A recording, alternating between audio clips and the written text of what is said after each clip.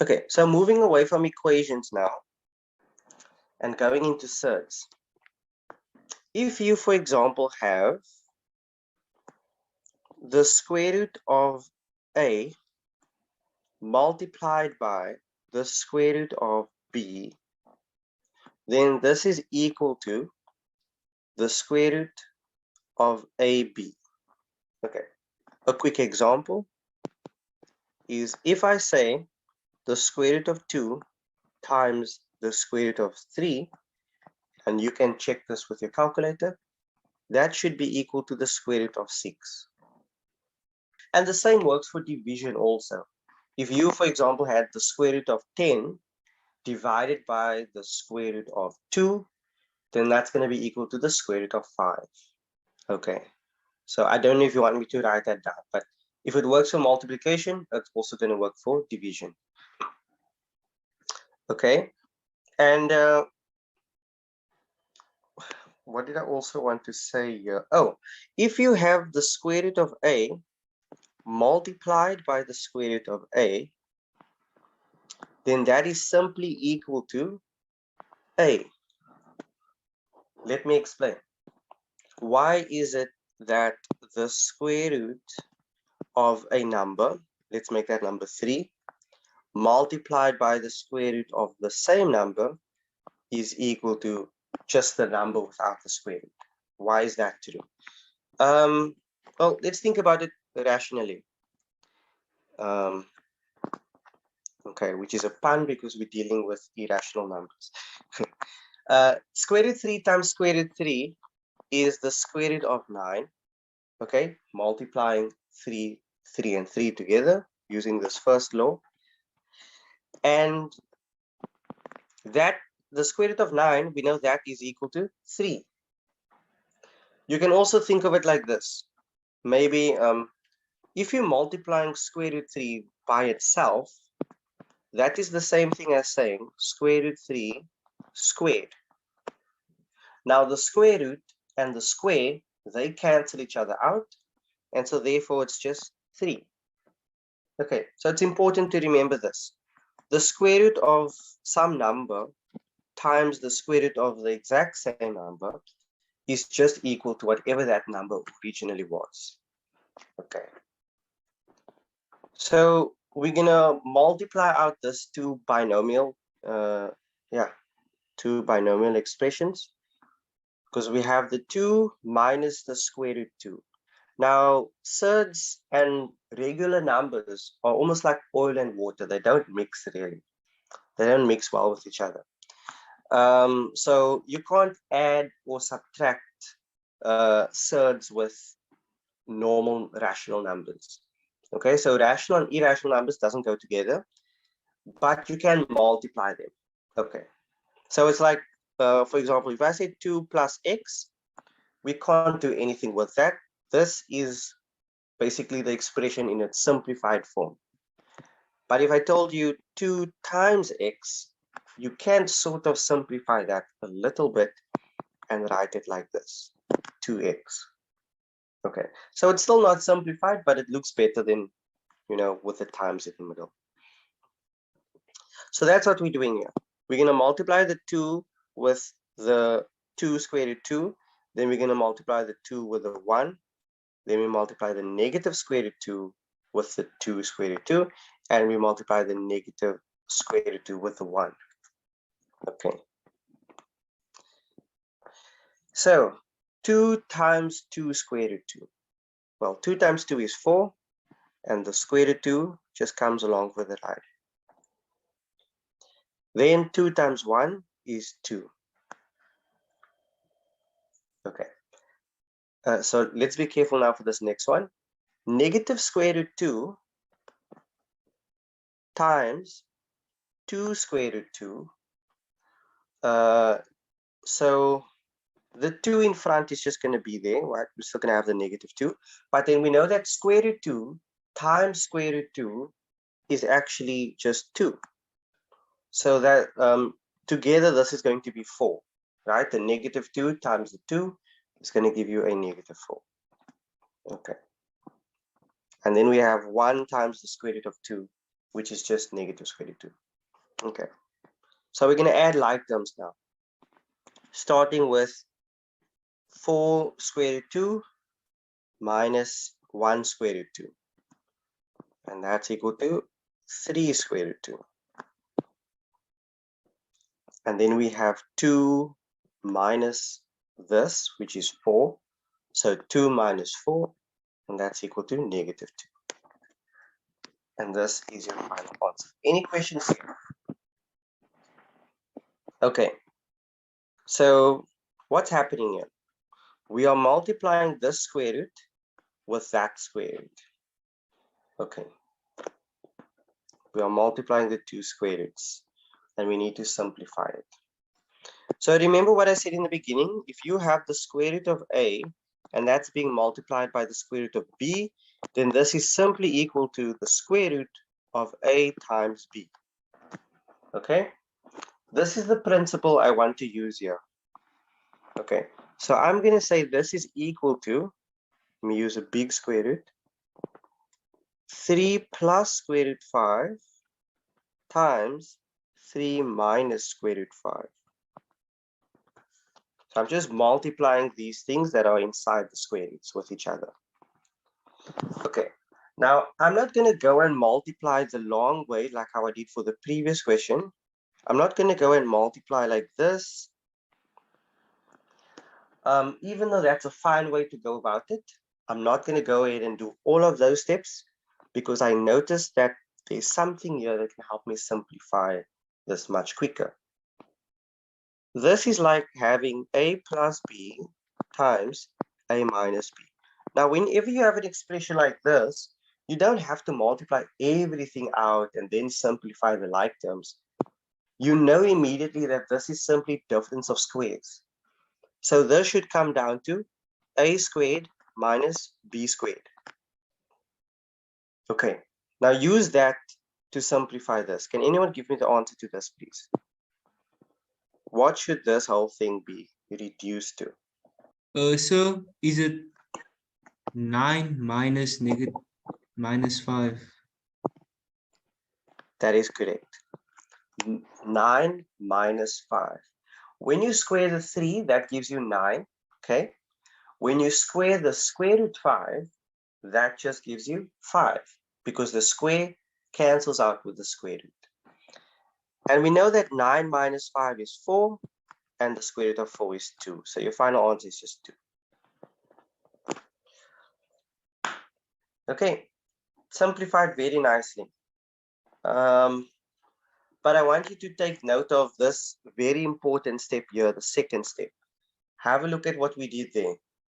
We multiplied whatever was inside of the two surds. We multiplied those two things by each other, and then we put that under a big square root. That goes back to the first law I taught you of surds. The square root of a times the square root of b is equal to the square root of ab. Okay, I need you guys to help me now, so please take out your calculators.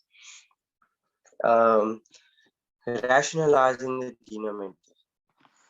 So, some of you might know this from last year already. When they teach you special angles, and you don't have to copy this down, but I just want to show you something. When you're doing trigonometry last year, and you had these special angles, the 30 degrees, the 60 degrees, the 45 degrees, and so forth. And then they told you like, remember these values, 1 square root 3, or 1, 2, and square root 3. And so, for example, if you want to know what is, let's say, tan of 30 degrees, you could simply find that by saying, okay, this is my opposite, and that's my adjacent. And so tan of 30 degrees is 1 over square root 3. And that is correct. But when you punch in tan 30 degrees into the calculator gives you a different expression. Can anyone tell me what does the calculator say for tan 30 degrees? So it says square root 3 over 3. Thank you. Square root 3 over 3. So it gives me something different. And even if you go ahead in the calculator and type in 1 over square root 3, you type that exact values in, it's still going to kick out square root 3 over 3. Now, why is it that the calculator changes this expression? Let me first give you some background on why it does that. So rationalizing the denominator is like something that they used to do in the olden days before calculators were there. The point of it is it's easier to make approximations if the denominator is a rational number. For example, if I said, what is 1 divided by square root 2? Okay. If you must just give me an answer, round it off to, let's say, the first decimal. Okay. Can you give me an answer rounded off to the first decimal? That's probably going to take you a long time. Okay. If you had to do it without the calculator now. Because even though you know that square root 2 is, I think it's 1.4 something. Like, how do you simplify this? You know, and what's the decimal going to be? Is it 0.6 or 0.7? Yeah, or even 0.8. It looks like it could be any of those three. But the moment I write it in a different form, if I say, did you know that, 1 over square root 2 can be written as root 2 over 2, then simplifying this is so much more easier because this is now 1.4 divided by 2. And now you're like, oh, of course, that is 0.7. Okay, 14 divided by 2 is 7. So you're like, okay, there you go. There's your answer. But when I gave it to you in this form, then it was harder for you to make that deduction. Okay, it was harder for myself also. So to make things easier for mathematicians, they decided that they are rather going to always write down, if it's irrational terms like this, they're always going to make sure that at least the denominator is rationalized. So let me teach you how to do this. So here's your first example. If you have something like 1 over square root 2, you can rationalize the denominator by multiplying it by square root 2 over square root 2. As easy as that. Okay, now you are not changing the value of that expression because square root 2 over square root 2, we know that is just 1.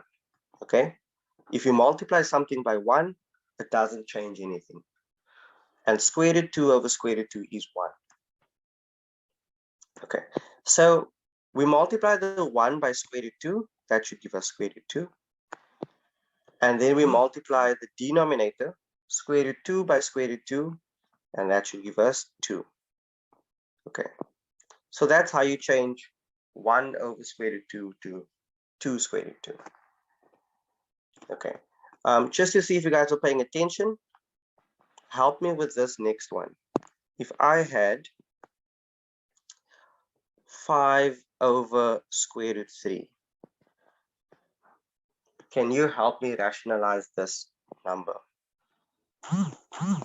Rationalize the denominator. So you times it by square root 3 over square root 3. Well done. Times it by square root 3 over square root 3. And then help me with the simplification of this also. And it will be 5 times square root 3 over 3. Correct. Okay, and now your denominator is a rational number. It's 3. And we know 3 is a rational number.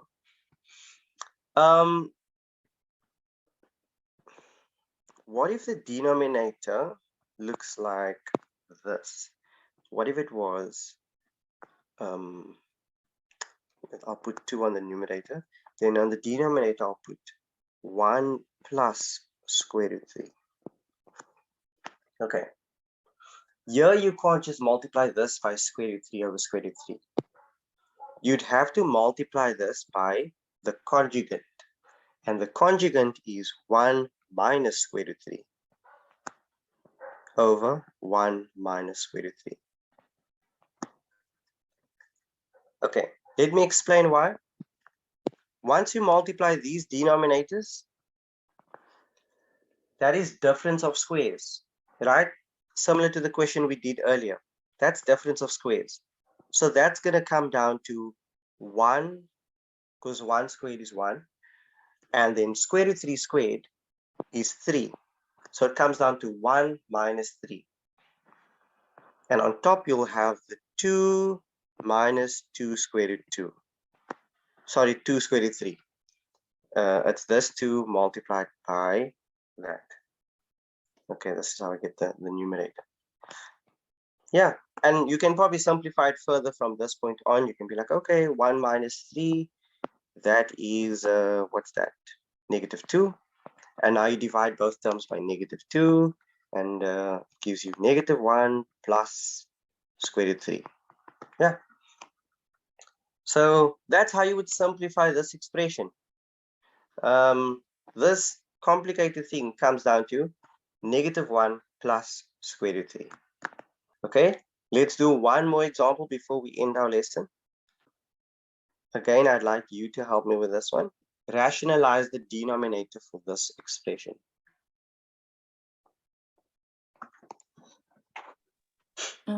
So would you multiply it by square root 5 plus 2? Correct. And we call this the conjugant. When you have the same expression, but you just change the sign in the middle. And also help me with the simplification of this. You can start with the denominator because that's easier. When you multiply this by that.